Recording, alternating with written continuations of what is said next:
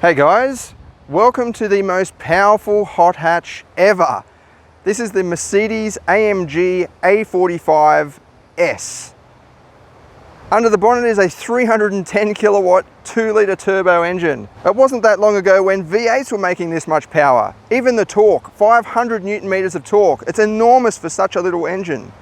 Obviously you couldn't put all that power through front wheel drive, so this features a all-wheel drive system, or in Mercedes-Benz language, a 4MATIC 4-wheel drive system. The exterior does have some subtle tones in a sort of typical AMG way, but you do notice a few things. So one of the big things I noticed straight away is that negative camber on the front axle there. Like, it's just angled right out. I'm not sure if you can see it on camera, but in person it's just, yeah, it definitely looks like it's got this, even the wheels look like they're pushed out compared with the standard model, so like they give it a wider track for better bracing around the corners. But yeah, that camber angle definitely stands out for me. The big multi-piston brakes at the front, of course, give you some clues as well. And then at the front you've got a big grille and a large intake section in the middle there. And on this side the intake is actually closed off, but it does actually have a little slit at the top there that lets through some air. And then on this side you've got what looks like an oil cooler or maybe an intercooler or something like that. And then around at the back you've got the traditional quad outlet exhausts, which you don't get on a normal A-Class. But overall you could sort of fly under the radar with this model. It doesn't really stand out as something, well, as hardcore as it is, the most powerful hot hatch on the market. Inside, this car showcases black and red leather, obviously. I'm not a huge fan of these seats. They're kind of like Porsche 911 seats. They remind me of Porsche 911 seats with the headrests integrated in the whole seat. But they don't actually provide all that much support on the sides there. And you can't, as far as I can tell, adjust these side bolsters. And I'm not a very big framed person, but even I'm finding you can fall out of them pretty easily. Of course, I'm sure you can option for more hardcore seats if you want to. And you've got this lovely suede or Alcantara wrapped steering wheel. And then, yeah, a very fancy interior. We'll get inside and have a proper look in a minute. In the back, you've got a similar theme carried through in terms of the integrated headrests and reasonable legroom and headroom. I mean, the A-Class doesn't present the most spacious rear seat for the segment, but it's not too bad. And my head's relatively close to the ceiling there. I mean, if you're a bit taller you'd probably touch that pretty easily, but legroom's not too bad. It's great to see some climate vents in the back and this little pocket that contains 2 USB-C charging ports, which is definitely a nice touch too for this class of vehicle. This is still a practical hatch, so it's got a nice sizable boot, including a USB, well, a 12-volt socket in the back there, sorry. I think you can lift this up, and it's got some emergency gear, tyre inflator kit by the looks of it, and a speaker, I think that is, looks like it, part of the stereo subwoofer or something like that. But yeah, definitely practical enough. I'll flash up the exact boot size for you and in comparison to the normal A-Class hatchback.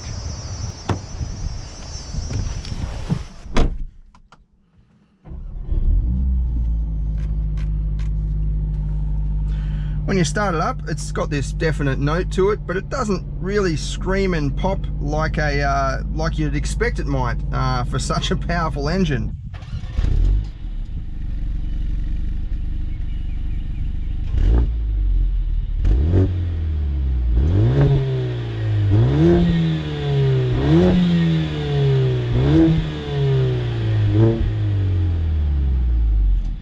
And that's in a good way. I mean that in a good way. It's quite subtle, definitely practical enough for everyday use. The interior design is definitely very fancy, especially for this class. Like, check out these climate vents.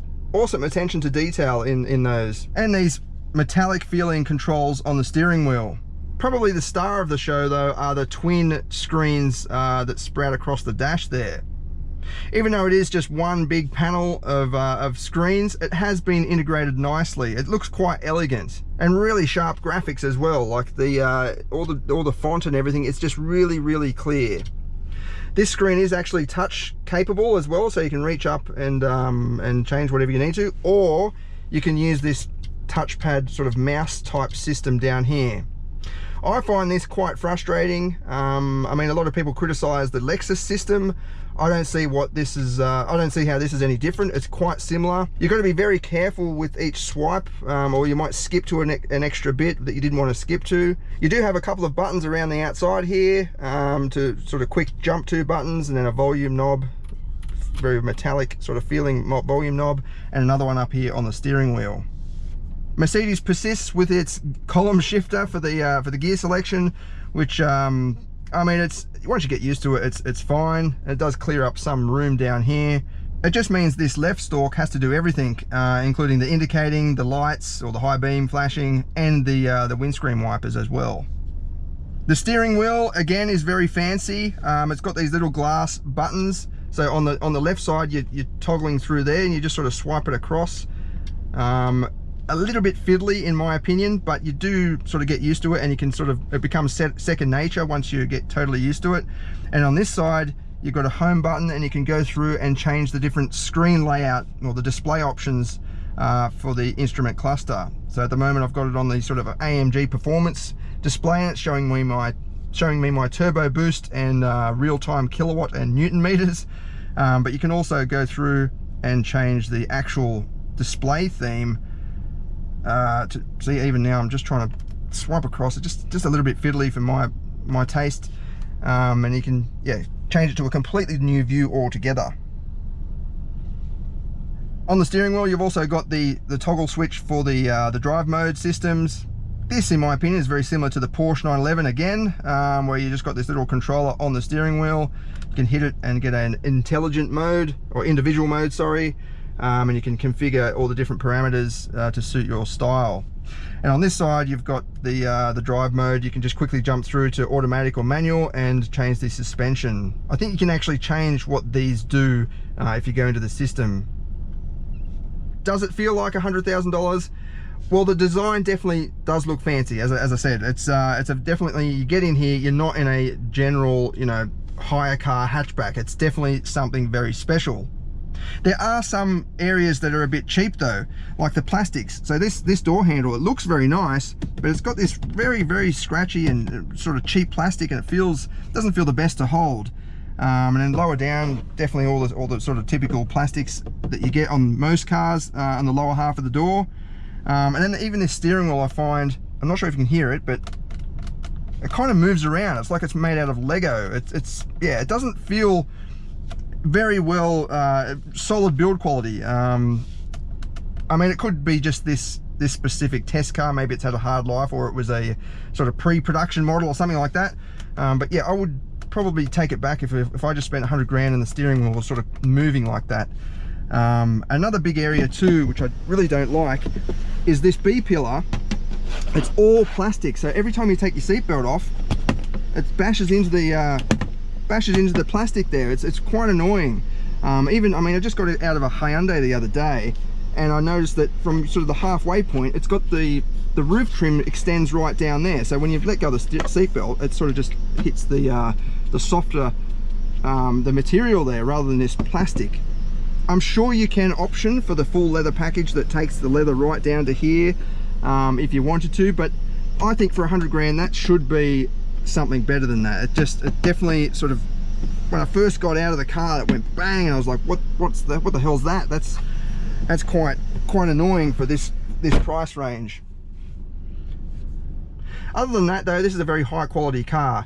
Leather up on the dash, and then this sort of rubbery stuff on this center section here, and all the buttons and switchgear feel really nice and metallic. This car does have the piano black option here, which could be standard. I'll have to check the specs, but you might be able to get that in carbon fiber or something if you want to. It does mark pretty easily. I mean, I just wiped it down before, but yeah, it doesn't take long before you see all the dust and fingerprints and all that sort of thing. That's not a criticism for Mercedes-Benz in particular. It's just piano black, that's what happens. And then you've got a nice little storage box with 2 USB-C charging ports and another USB-C charging port down there, as well as a wireless charging pad in the middle. Anyway, I'm very keen to see how this goes on a nice road, so we'll hit the road and see how it goes. What really surprises me about the sort of initial drive experience is the ride quality. It's actually really nice. despite being, you know, a very hardcore hot hatch. I was expecting it to be rock hard, you know, and only suitable for sort of track driving. But in the comfort mode, it seems like there's plenty of wheel travel to absorb bumps and so on. One thing you probably will notice is the tyre roar, the road roar from the stiff chassis. So most of the suspension components will be held together with stiff bushes, and that just means vibrations, or not so much vibrations, but sort of the sound and everything echoes through the whole chassis. That's just a trade-off you get when you want some serious handling. So if you get in a race car, you might even have heard of, you know, stiff or rigid mounted components like rigid mounted engines and so on. That's so there's no flex at all, but it does mean you get a bit of noise and some vibrations and so on. Cruising along at 100 kilometers an hour, it's pretty much like a normal luxury car, except for the noise, that road roar noise. Other than that, the comfort's fine. It feels quite refined. The exhaust is not too loud. It's quite a peaceful car to drive. In normal driving, this engine is very, very well behaved. It feels, or it sort of behaves, like a normal 4-cylinder turbo engine. There's nothing, you know, you don't have to do anything special. You don't have to cradle it around or anything like that, or be mindful of massive turbo lag or anything like that. It's quite a conventional engine, and even the powertrain. There's no shunting or anything from the transmission. It's all very normal, and I think that's really, really impressive for such a massive amount of power.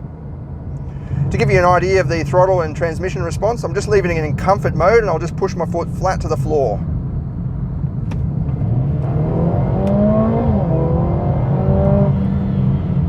Definitely gets up and goes, that's for sure. You don't really feel any turbo lag. It's probably more the transmission just changing down the gears, and then once it's in gear and ready to go, it's gone. It's a really quick car. We have tested the 0 to 100. I won't tell you the time, obviously. Keep that for the separate video, a bit of suspense for you. But yeah, it's really quick.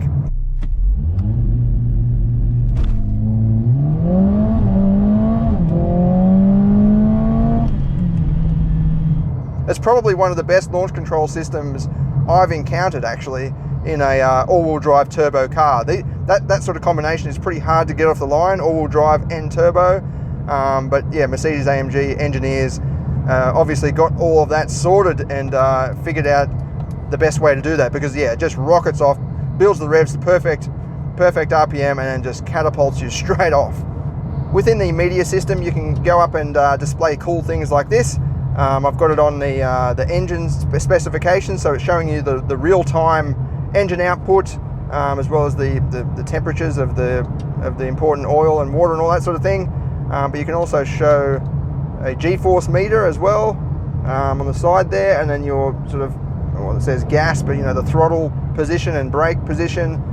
I'll leave it on the engine spec for you, so you can just watch that as we drive along. We'll head down to one of my favorite little driving routes. It does have a few bumps on it. It's a concrete road, so forgive me for the sort of connection sounds as we go along. But I like it because it does have bumps, so it's sort of real world testing to see how the car copes on a typical, or a pretty ordinary driving road. It is starting to sprinkle rain a little bit, which is probably good because we can test out the all-wheel drive system. Okay, I'll put it into Sport Plus mode. Instantly the revs are going up and the exhaust opens a bit, because it's definitely a bit louder in the Sport Plus mode. And then to use, you can leave it in manual, automatic, sorry, so you don't need to hit the paddles. You've got a little symbol down there saying D, but if you want manual, you just hit this little button down here and it'll go into manual mode, and then you'll get the little symbol down there saying M5, which means I'm in manual mode in 5th gear. And you just use the paddles to choose what gear you want.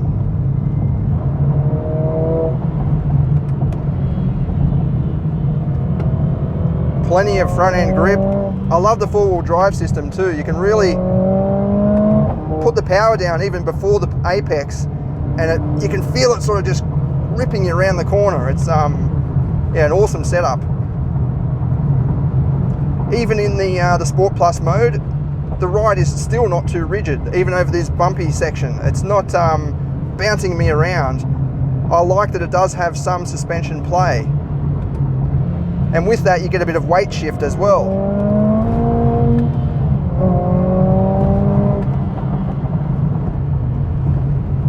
Hard on the brakes, you can feel the nose dip down to a certain point and then it just stays there. But again, that gives you a bit of an idea of the suspension travel.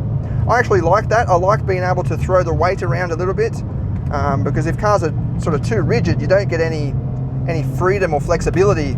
You just get surprises, whereas this, you kind of feel it coming if anything is coming.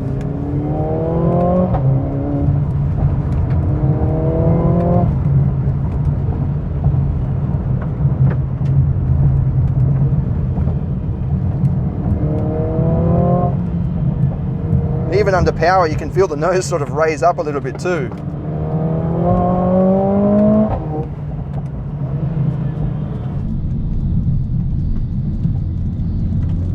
Okay, back the other way. It is starting to rain a bit more heavily, but that's all right. That was 4th gear, about half throttle, and you can hear the turbo really surging the boost, but there's not really any turbo lag at all, really. This is quite a different engine to the 2-litre turbo found in the A35 AMG. This revs to sort of 7,000 RPM. Peak power is 6,750 RPM, whereas peak power in the A35 is something like 5.5 or 5,800 or something like that, so much lower. This will rev right out.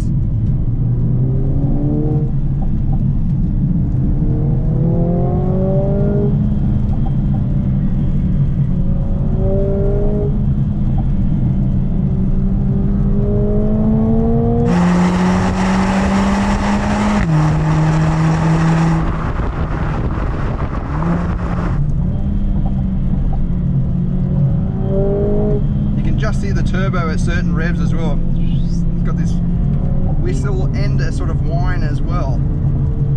Very exciting. For me, the handling is probably just as impressive as that engine performance. And again, the suspension travel and its ability to soak up bumps is yeah, really impressive for such a hardcore model. And in that sense, it is a great hot hatch. So a hot hatch has always been about, you know, real world performance, going for a drive on a nice Sunday, and enjoying yourself, not having to, you know, it's not too sharp edged that you're too scared to give it the beans or anything like that. It's a very approachable car.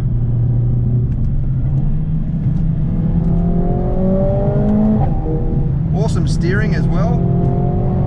I get a lot of feedback coming back through. It feels very mechanical.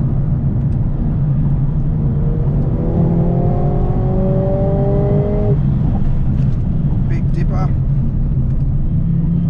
Throw it in. Catch a little bit of air there on the way out. Yeah, lots and lots of fun. This is probably the best hot hatch I've ever driven.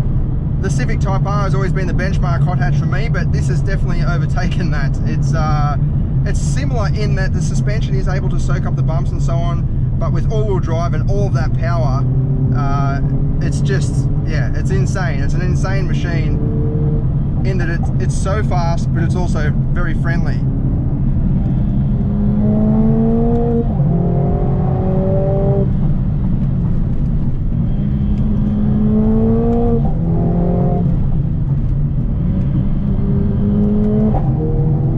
Cracking exhaust note as well. It's just got everything that you need from a hot hatch: sound, performance, handling, and just lots of fun. And then when you finish having fun, you can put it back into comfort mode and just cruise like you're in a normal premium hatchback. Best of both worlds.